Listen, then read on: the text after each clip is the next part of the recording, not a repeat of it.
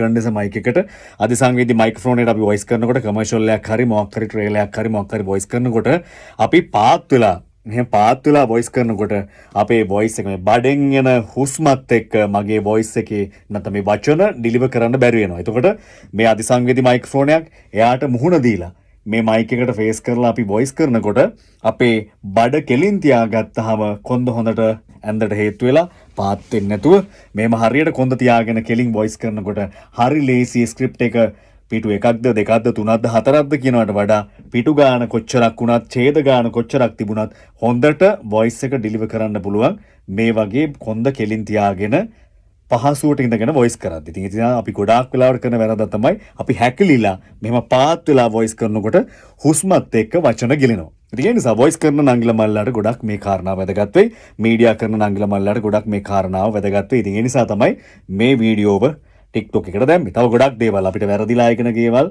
තව කෙනෙක්ට වරදින් නැති වෙන්න තමයි මේ ක්ලිප් අපි සමාජ මාධ්‍යෙට උදාහරණ ජය වේවා හම්බෙමු.